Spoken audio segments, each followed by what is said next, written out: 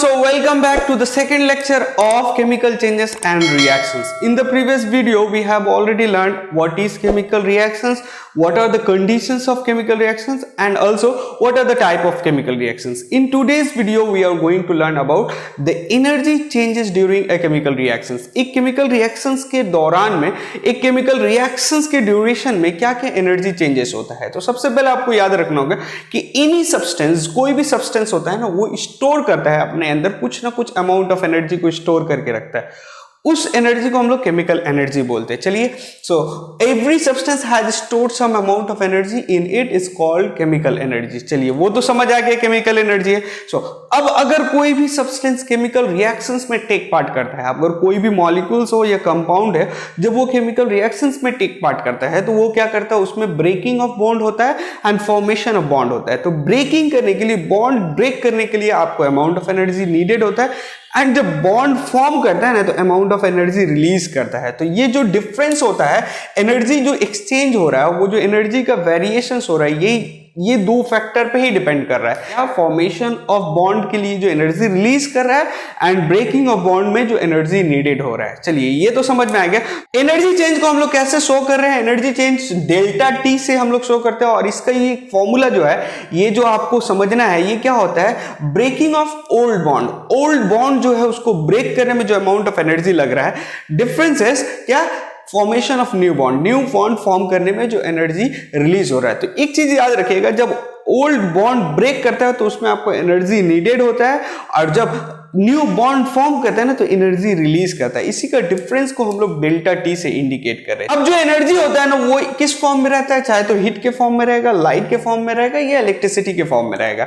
ये तो समझ में आ गया. चलिए, अब कोई भी केमिकल इक्वेशंस में या रिएक्शंस में एनर्जी रिलीज होगा या एब्जॉर्ब होगा, इसको हम लोग कैसे समझते हैं, ये डिपेंड करता है energy of the product and the reactant में. रिएक्टेंट को ब्रेक करने में कितना एनर्जी लग रहा है एंड प्रोडक्ट जब फॉर्म हो रहा है तो कितना एनर्जी रिलीज करता है. इस दो फैक्टर पे डिपेंड करता है आपका वो एनर्जी रिलीज करेगा कि एब्जॉर्ब करेगा. अब देखेंगे कोई भी केमिकल रिएक्शंस एनर्जी रिलीज कब करेगा और एब्जॉर्ब कब करेगा. रिलीज करने के लिए उसको क्या क्राइटेरिया होना चाहिए, एब्जॉर्ब करने के लिए क्या क्राइटेरिया होना चाहिए. तो ये डिपेंड करता है energy of the product and energy of the reactant. Reactant का एनर्जी और प्रोडक्ट का energy. On the basis of this we can divide the chemical equations in two parts. First one exothermic reactions and the second one is endothermic reactions. Exothermic means क्या होता है, evolution of heat. मतलब क्या होगा, इसमें क्या है कि energy in the form of heat evolve होगा, मतलब रिलीज होगा. और एंडोथर्मिक क्या होता है कि इसमें energy in the form of heat absorb होगा, मतलब उसके लिए आपको एनर्जी नीडेड होगा. पहला चीज. अच्छा, दूसरा आपका indicated by plus delta T. Plus delta T मतलब यहां पे इंडिकेट हो रहा है प्लस डेल्टा टी, मतलब एनर्जी रिलीज हो रहा है. प्लस साइन इंडिकेट कर रहा है एनर्जी रिलीज हो रहा है, एक्सेस ऑफ एनर्जी है आपके पास. हाँ, indicated by minus delta T. Minus का मतलब ही होता है मतलब कमी है आपका.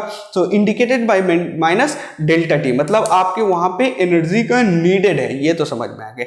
एक एग्जांपल देखते हैं. एग्जांपल अगर देखेंगे, देखिए यहां पे we are taking example of nitrogen react with hydrogen.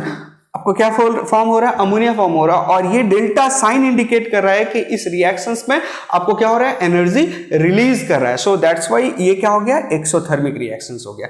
अब एंडोथर्मिक रिएक्शंस का एग्जांपल देखते हैं. Nitrogen react with oxygen to form nitrogen monoxide. इसमें आपको यहां माइनस साइन इंडिकेट की है. ये क्या इंडिकेट कर रहा है, माइनस साइन, कि इस रिएक्शंस के लिए आपको एनर्जी का नीडेड होगा, मतलब आपको यहां पे एनर्जी जरूरत पड़ेगा. इसको हम लोग एंडोथर्मिक बोलेंगे. अब हम देखेंगे what is photochemical reactions and what is electrochemical reactions. नाम से ही आपको समझ में आ रहा है, फोटो मींस होता है लाइट एंड इलेक्ट्रो मींस होता है इलेक्ट्रिसिटी. ये तो समझ में आ गया. अब देखते हैं रिएक्शंस का definitions. A chemical reactions which proceed with absorption of light energy, मतलब लाइट एनर्जी को एब्जॉर्ब करेगा तब वो रिएक्शंस पॉसिबल हो पाएगा. ये आपको उसको क्या बोलेंगे, फोटोकेमिकल रिएक्शंस. एग्जांपल के तौर पे देखिएगा तो आपको पता है फोटोसिंथेसिस में क्या होता है, कार्बन डाइऑक्साइड एंड वाटर जो है वो सनलाइट एंड क्लोरोफिल की मदद से आपको क्या बनाता है, ग्लूकोज बनाता है. तो यहां with the help of sunlight, light को ऑब्जर्व करके ये रिएक्शंस पॉसिबल हो रहा है. इसी वजह से इस पूरे फोटोसिंथेसिस का रिएक्शंस को हम लोग क्या बोलेंगे, फोटोकेमिकल रिएक्शंस. बोलेंगे। अच्छा, उसी तरह से इलेक्ट्रोकेमिकल, इलेक्ट्रो मींस इलेक्ट्रिसिटी से आ रहा है, सो chemical reactions which proceed with absorption of electrical energy, electrical energy को एब्जॉर्ब करेगा, means in presence of electrical energy वो रिएक्शंस पॉसिबल होगा। इसका बेस्ट एग्जांपल जो है वो है इलेक्ट्रोलाइसिस ऑफ वाटर, वाटर का अपने आयंस में ब्रेक होना। वाटर हम लिए यहाँ एसिडिफाइड लिए, क्यों ये आपको पता है, क्योंकि प्योर जो वाटर होता है वो इलेक्ट्रिसिटी कंडक्ट नहीं करता है। जैसे ही इसको इलेक्ट्रिसिटी देते हैं तो वो अपने आयंस में ब्रेक हो जाता है, मतलब वो अपने हाइड्रोजन और ऑक्सीजन में ब्रेक हो जाते हैं। इस पूरे प्रोसेस को हम लोग क्या बोलते हैं, इलेक्ट्रोलाइसिस बोलते हैं। और बिकॉज यहां आपको इलेक्ट्रिसिटी नीडेड हो रहा है, इस वजह से इस पूरे रिएक्शंस को हम लोग बोलेंगे इलेक्ट्रोकेमिकल रिएक्शंस। ये डेफिनेशंस आपको याद रखना है। अब एक क्वेश्चन जो बहुत बार पूछा गया है वो क्या है कि silver nitrate and silver chloride है are stored in dark colour बोतल, व्हाई, क्यों इसको हम लोग डार्क कलर बोतल में रखते हैं। इसका आंसर ये है कि सिल्वर क्लोराइड हो गया या सिल्वर नाइट्रेट हो गया, इसको अगर आप प्रोलॉन्ग आप उसको हीट एनर्जी में छोड़ दोगे,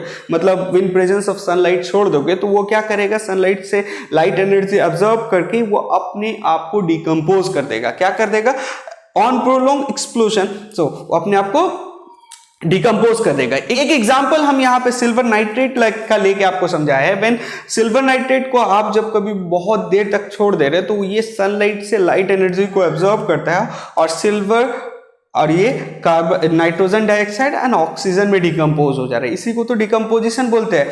अब जो डार्क कलर बोतल जो होता है ना वो प्रोटेक्ट करता है इट फ्रॉम सनलाइट, सनलाइट से उसको प्रोटेक्ट करता है। तो ये रीजंस है, आपको ये पॉइंट्स लिखना होगा टू गेट योर मार्क्स। अब एक प्रॉब्लम लेते हैं जो बार बार एग्जाम में पूछा जाता है, मैच करना है, मैच द केमिकल रिएक्शंस करना है। लिस्ट 1 में कुछ लिखा है रिएक्शंस एंड लिस्ट 2 में आपका रिएक्शंस का नाम लिखना है और आपको मैच कराना है कौन सा रिएक्शंस क्या है। तो देखिए ऐसा क्वेश्चंस कभी भी आए तो जो सबसे पहले आपको सबसे इजी लगे या जो लगे कि हाँ देख के ही समझ में आ रहा है उसको सबसे पहले नोट कर दीजिए। सो देखिए आपका सबसे पहले हम स्टार्ट करते हैं यहाँ minus sign, that means endothermic reactions कहाँ कहीं है क्या, एंडोथर्मिक रिएक्शंस यस है, तो यहाँ पे आप 5 नंबर लिख दीजिए, एक हो गया।